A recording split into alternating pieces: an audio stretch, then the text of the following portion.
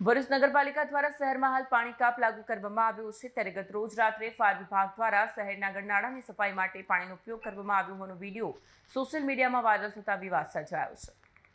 કોંગ્રેસના ચૂંટાયેલા સભ્ય અને પૂર્વ વિપક્ષના નેતા શમશાદ અલી સૈયદે આ મુદ્દે પાલિકા પ્રમુખ દેવેન્દ્ર વસાવાની રજૂઆત કરી છે। તેમણે જણાવ્યું કે શહેરની જનતા પાણીની અછત વચ્ચે પરેશાન છે, ત્યારે સફાઈ કામગીરી માટે મોટા પ્રમાણમાં પાણીનો ઉપયોગ કરવો યોગ્ય નથી।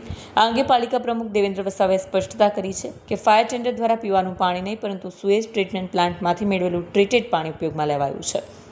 તેમણે વધુમાં જણાવ્યું કે રાજ્યપાલની આવનારી મુલાકાતને ધ્યાનમાં રાખીને શહેરમાં વિશેષ સફાઈ અભિયાન હાથ ધરાયું છે।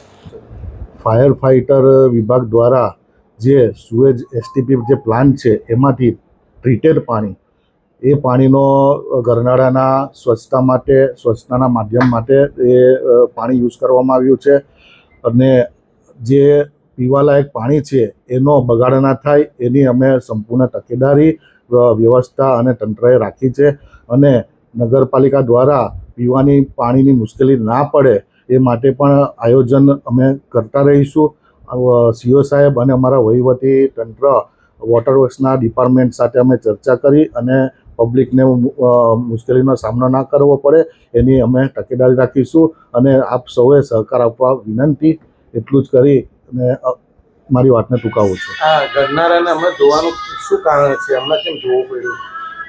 સ્વચ્છતાના એક પ્રયત્ન થાય અને જે પણ કચરો છે, બિનજરૂરી કચરો છે એ સાફ થઈ જાય અને આપના માધ્યમથી જણાવવા માંગુ છું કે આપના ગવર્નર સાહેબ અહીંની મુલાકાત લેવાના છે, તો આપણા ભરૂચને સુંદર અને સ્વચ્છ દિશા એક મળી રહે એ હેતુથી અમે આ ટ્રીટેડ પાણીનો ઉપયોગ કર્યો છે।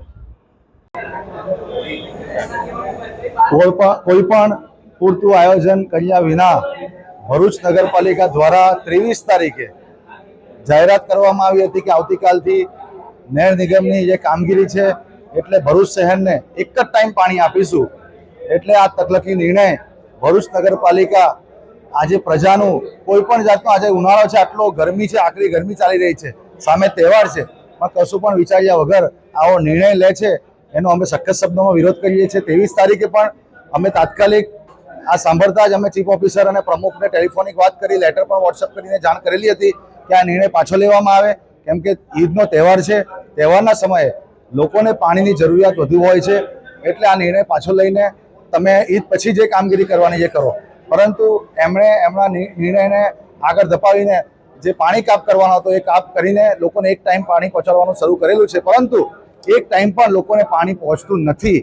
માત્ર 20-25 મિનિટ જ પાણી પહોંચે છે। અમુકના ત્યાં તો